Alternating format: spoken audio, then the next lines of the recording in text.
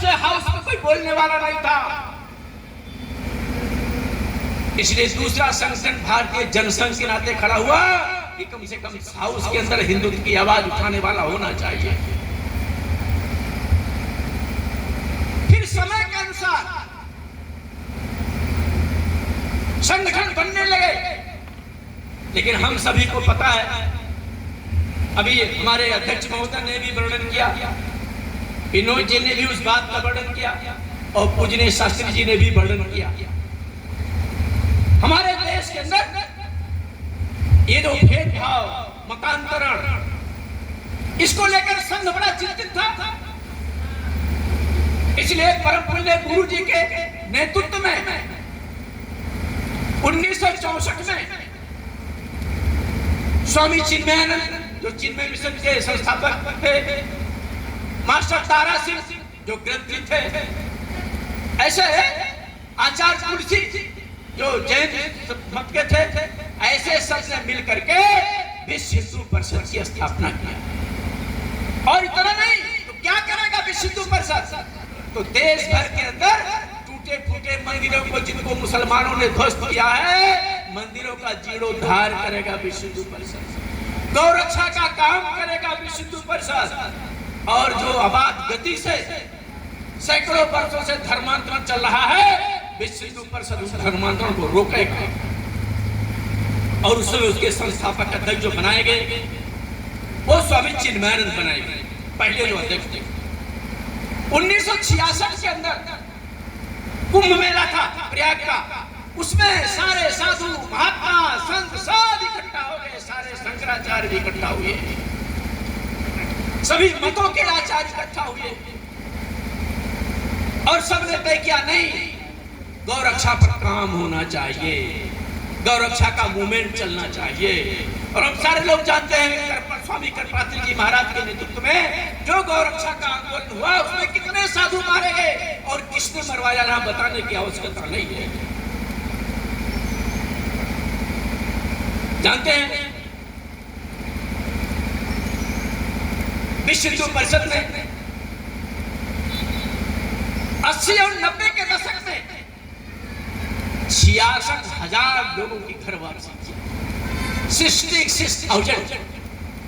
और 90 के दशक में 82,000 82,000 जो ब्यावर स्थान राजस्थान के अंदर है, उस ब्यावर परियोजना कैसे लोग थे वो? तो वास्तव में चौहान राजपूत थे सारे के साथ। ऋषि दयानंद वहां एक रात रुके भी थे, रुके तो उनके सामने घटना हो गई। एक हिंदू के घर में, राजपूत हिंदू के यहाँ एक मुसलमान राजपूत की बारात आ रही है। स्वामी जी ने कहा ये कैसा है? कहा हमारे यहाँ परंपरा, नो परंपरा आज बंद करनी पड़ेगी, लड़के का घर वापसी होगा फिर विवाह होगा। स्वामी जी का बड़ा प्रभाव था, वो लड़के की घर वापसी हुई और फिर वो विवाह हुआ, रास्ता खुल गया।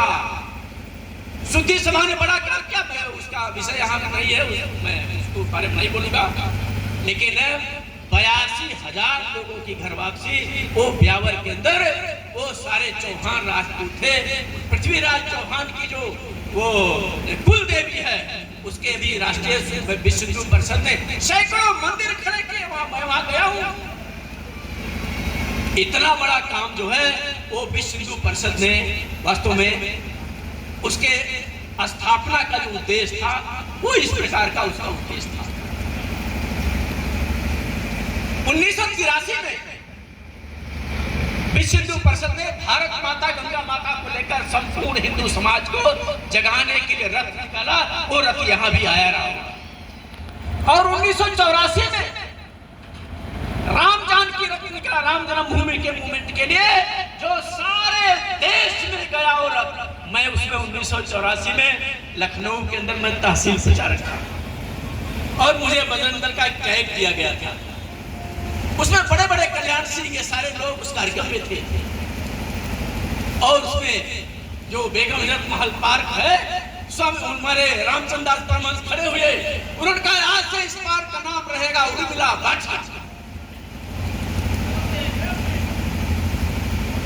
और लाखों की भीड़ वहां पर आई। ये राम जन्मभूमि का मूवमेंट शुरू करने का काम जो है विश्व हिंदू परिषद ने किया। कभी कभी हमें लगने लगता है मुसलमान ऐसा, ईसाई या मुसलमान का छोटा सा बच्चा कुरान की 10 आयत बोल देगा। क्या हमारा बच्चा गीता के 4 श्लोक बोल सकता है? क्या हमारा बच्चा 4 रामचरितमानस की चौपाई बोल सकता है? क्या हमारे बच्चे को हनुमान चालीसा आता है? क्या मैं अभी एक गांव से पटना में वो वंदे भारत ट्रेन चलती है अयोध्या के लिए मैं जा रहा था।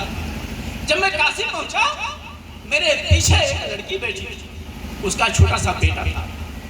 वो एक छड़ी लिए हुई थी, उसको समझा रही थी अयोध्या उतरने से पहले गायत्री मंत्र तुमको याद हो जाना चाहिए, नहीं याद हुआ इसी छड़ी देख लेना। मैं मुड़ा पीछे देखा कि देखिए माँ कैसी अपने यहाँ कहा गया माँ प्रथम गुरु है। फिर उस माँ ने आगे क्या कहा कि तुम्हारे इतना बड़ा पिल्ला मियाँ होता है उसको सब याद हो जाता है, तुमको क्यों नहीं याद होगा? अयोध्या तक याद हो जाना चाहिए। आज समय की आवश्यकता है कि हिंदू समाज जगे और अपने धर्म के बारे में सोचे। ये जिस मानव धर्म जो धर्म हम हैं वो कौन है? तो भी हमारे कोई बोल रहे थे कि मनुष्य क्या है, मनुष्य कौन है? तो हमारे वेद, उपनिषद, ब्राह्मण ग्रंथ, रामायण, महाभारत, इन सब में मनुष्य शब्द का वर्णन है। इसलिए हम मनुष्य हैं। लेकिन हम क्या करते हैं? हम मानवता की बात करते हैं। किससे मानवता की बात करते हैं? जो मनुष्य नहीं है। मुसलमान मनुष्य नहीं है, वो मोमिन है। मोमिन, कुरान में मोमिन शब्द का वर्णन है, मनुष्य शब्द का वर्णन नहीं है। ईसाई मसीही है, बाइबल में मसीही शब्द का वर्णन है, बाइबल में मनुष्य शब्द का वर्णन नहीं है। हम कैसे हैं? अरे मनुष्य हम केवल हैं क्योंकि हम मनुष्य भगवान मनु की संतान है। हम मनुस्मृति मानने वाले लोग हैं। अब क्या कहेगा? ये मनुवादी है, गाली देना। मनु के बारे में जानते हो?